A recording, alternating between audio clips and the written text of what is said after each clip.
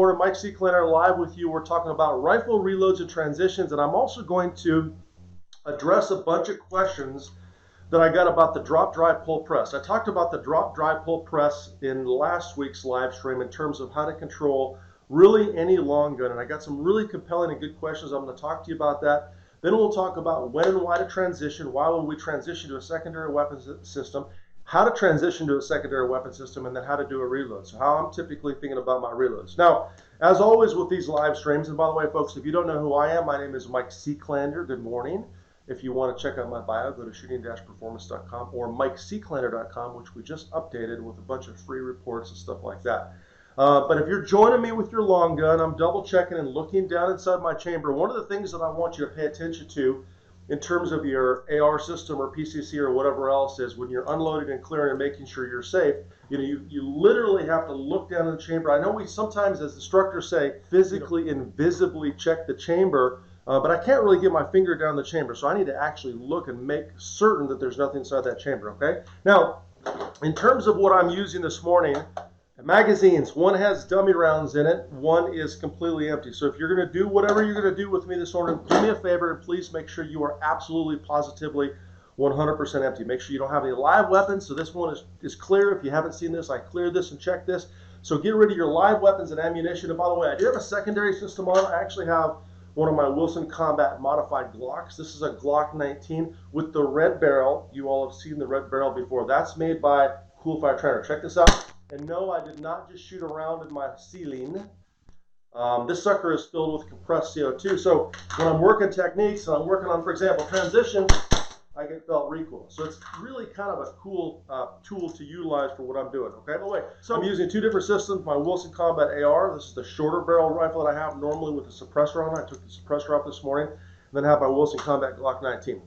Now, in terms of what we're talking about, drop, dry, pull, press was something I covered last week, and I got a couple really good questions. So in other words, when we're mounting the rifle or any long gun, I talk about drop, dry, pull, press. So that starts by centering the stock up in the right position, and if you look at the position that I'm centering the stock up, it probably appears that I'm taking the tip of the stock and placing it directly on top of my collarbone.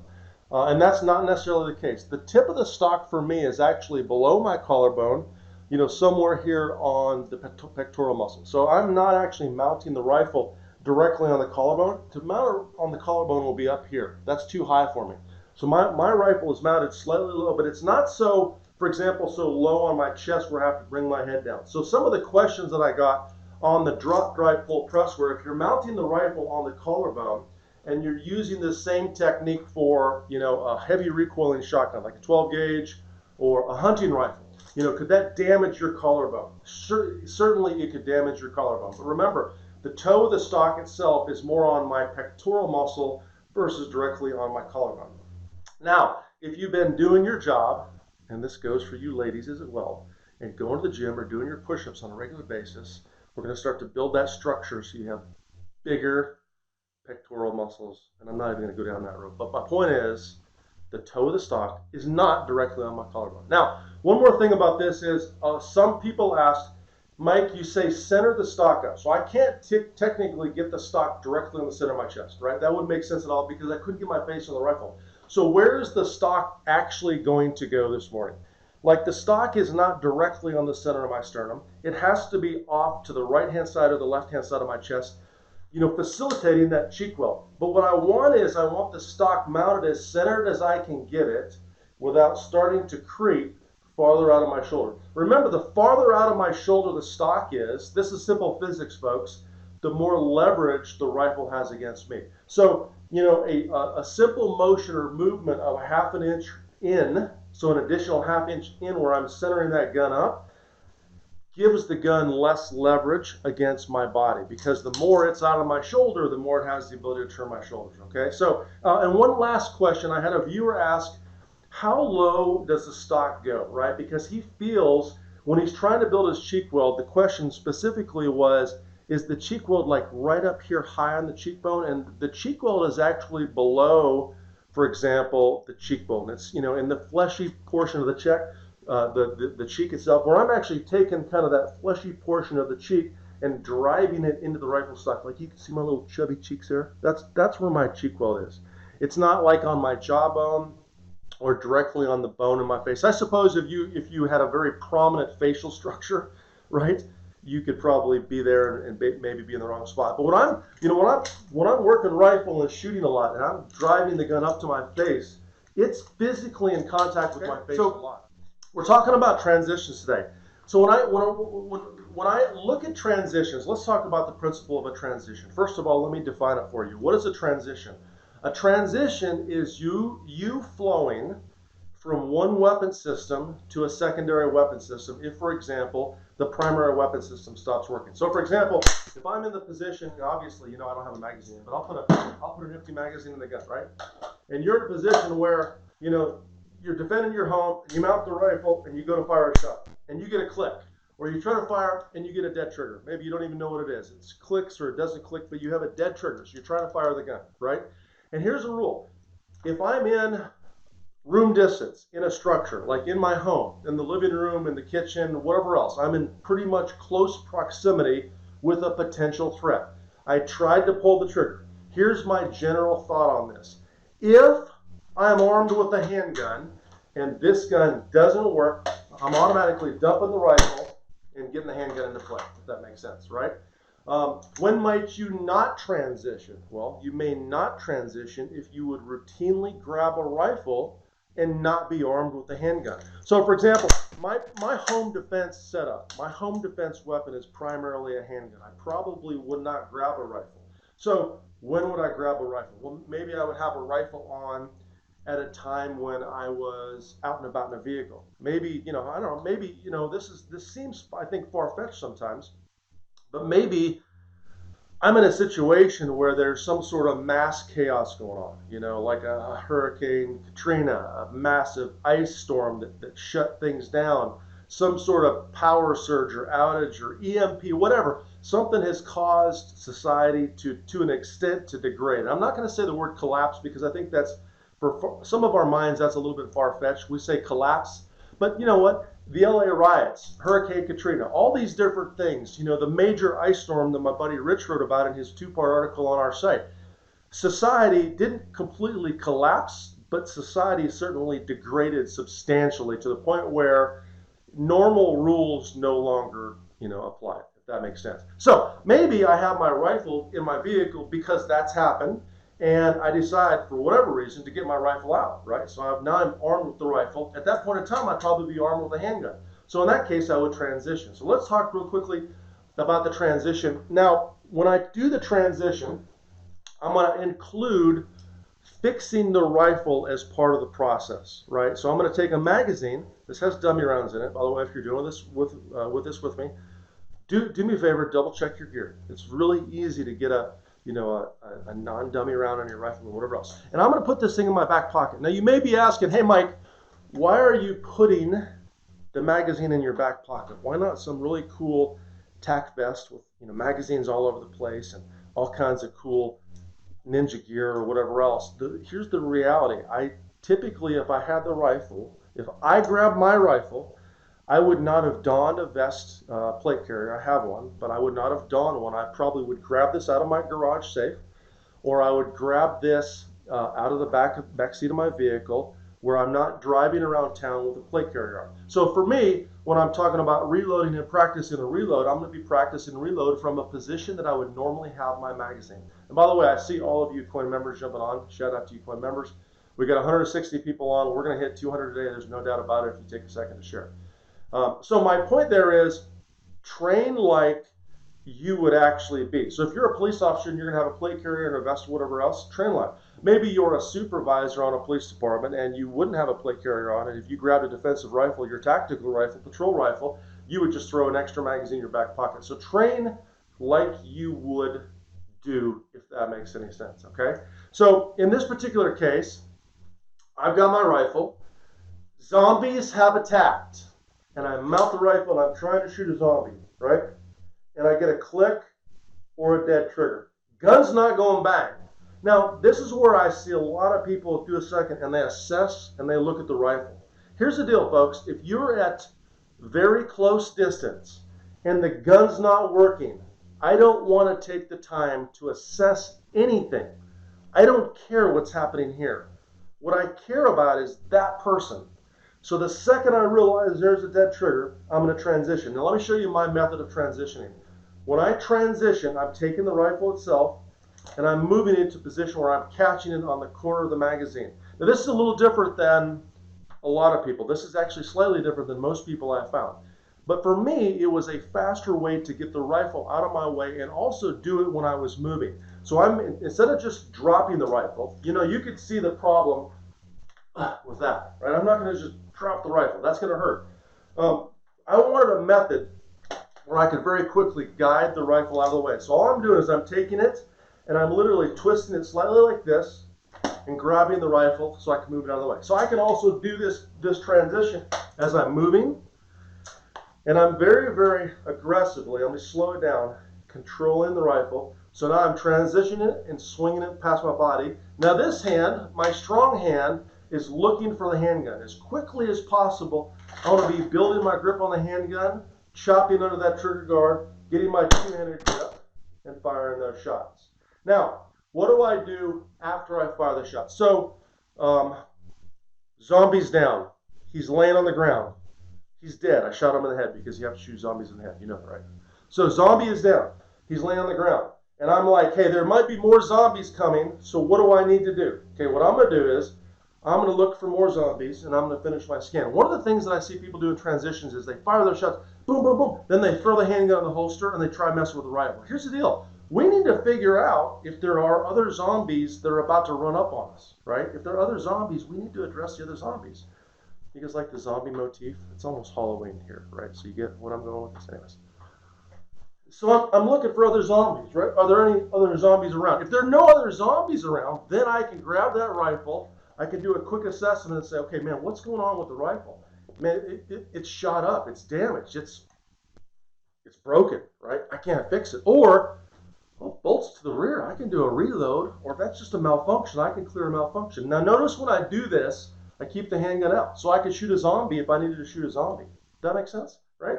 At that point in time, I say, hey, I can fix this rifle. Okay, I'm going to go ahead and holster the handgun up, put it away, grab the rifle to a control position, and maybe grab my new magazine, insert. Now I'm back in the fight. Okay? So all I did was a simple transition from the rifle to the handgun. Now I'm going to switch it up a little bit and show you a different angle. So I'm in a position. I'm not sure if you want me to go with the zombie motif, but I'm going to. I'm in a position where zombies have attacked, right? I go to shoot a zombie. Fire those shots. Bam! Wait, it didn't go bam. It went click. So what do I do? In my mind, I'm going, oh crap, the zombie's about to eat me. I need to do something else. Instead of stand here, I need to do something else other than sit here and look at the rifle. Looking at the rifle isn't going to help me shoot the zombie. Think about that for a second.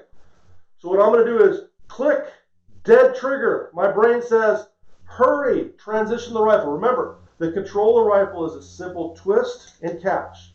So I'm twisting it, catching it. And then I'm going to take the rifle and I'm going to guide it out of the way while I grab the handgun, build my grip. And by the way, those were headshots because only headshots work on a zombie. Now, I'll ask this in the form of a question. I just shot that zombie, right? When I'm done shooting, what do I do? And some of you may think, hurry, get the rifle back up. No, that's not my priority right then. My priority is to make sure there are no other zombies around me. Okay, no other zombies around me. And only then, when I realize that, will I take the rifle and notice how I picked it up to the handgun.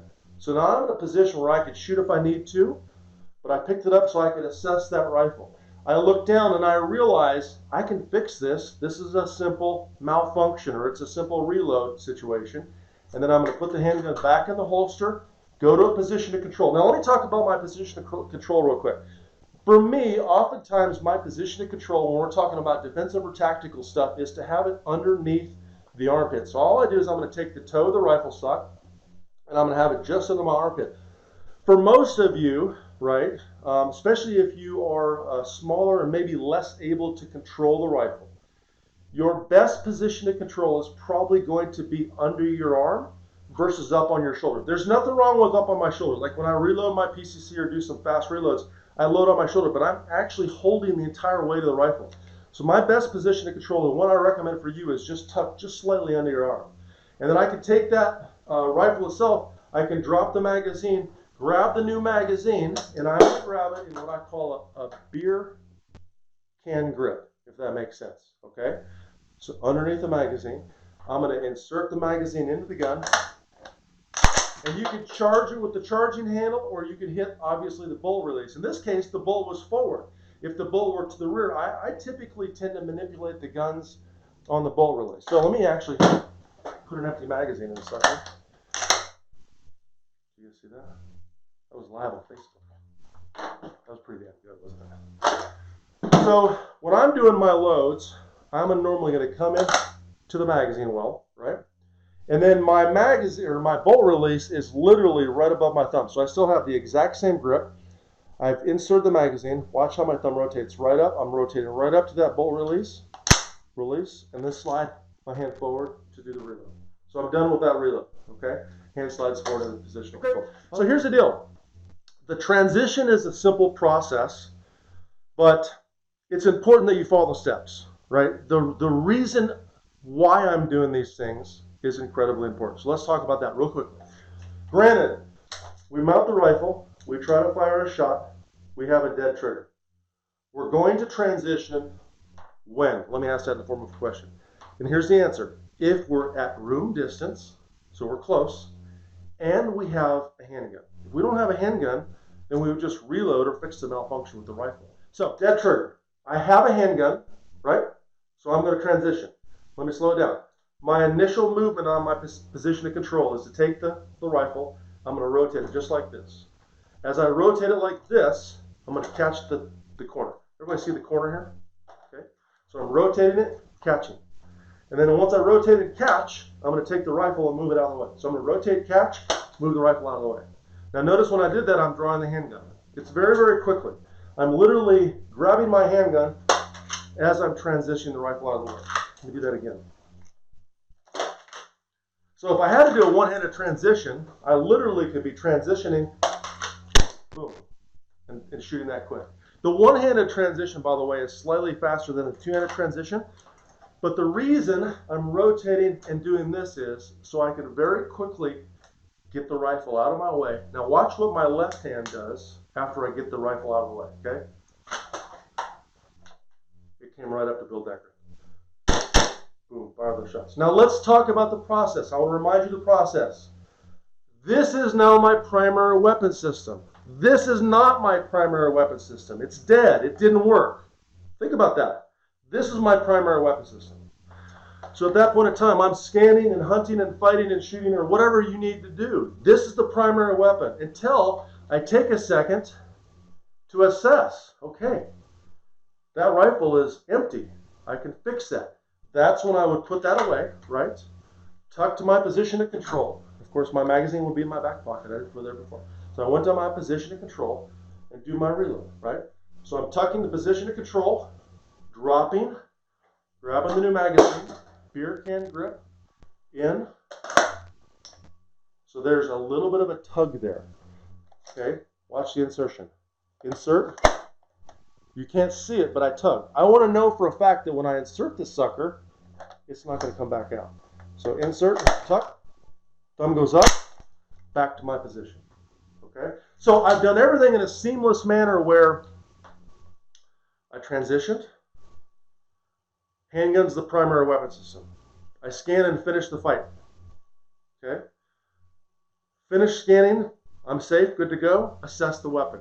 Can I fix the rifle? Yes, I can fix the rifle. Okay? Position of control. Typically under my arm. And then do the reload. For me, I'm grabbing the magazine. A lot of times I have my magazines backwards in my pouches for a rifle. I have them, of course, forward with a handgun to facilitate the proper grip. But I'm grabbing my rifle magazines because they're bigger and a little harder for me to control with what I call a beer can grip.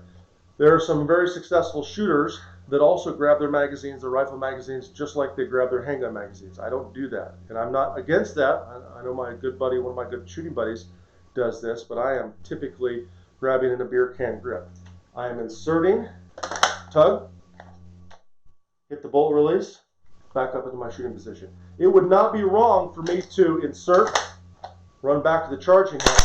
The charging handle is a good technique and a good tool. The problem with the charging handle for a lot of people is they don't fully charge the rifle, right? They don't do what they need to do on the charging handle. They halfway charge it or whatever else. And this sucker, you know, think about this. This is designed to work, right? It's fully under compression with the spring. This is designed to release the bolt, you know, on a fresh magazine after you do a reload. Okay, so a lot of people are like, hey, that's not the most tactical way to do it because you have this gross motor skill or blah, blah, blah, blah, blah, whatever else. I disagree. This sucker was designed to release the bolt. Okay, so why not use it? It's faster, okay? Speed is important, right? Because you're transitioning. You're in a fight. The faster you can transition, the better off you're going to be doing. You don't want to transition slow. People also ask, what about safety? Safety's off. I'm trying to shoot. Should I try to wipe the safety on? Maybe, maybe not. If you do, if that's your habit, if that's your training habit, great, go ahead and wipe it back on. For me, with a full throw switch, the rifle's dead. I can't shoot it, right? It's not going to go off. I'm trying to make it go off to shoot the zombie, but I can't make it go off. So for me, that safety is probably less important than getting a secondary gun out and getting the fight. Now, if you're really fast, where you can wipe the safety off in transition, or maybe you're transitioning for some sort of search-related issue. This is not a direct fight transition. This is a, hey, I'm transitioning so I can get my handgun out and a flashlight and I can search a closet, right? Some of you in law enforcement may do a transition to a handgun simply because the long gun is too big to search an area, right? In that case, of course, you're going to put the safety on, but you would not have been firing the gun. So if we're talking about a shooting transition, you're in the middle of the shooting, I'm not so worried about the safety.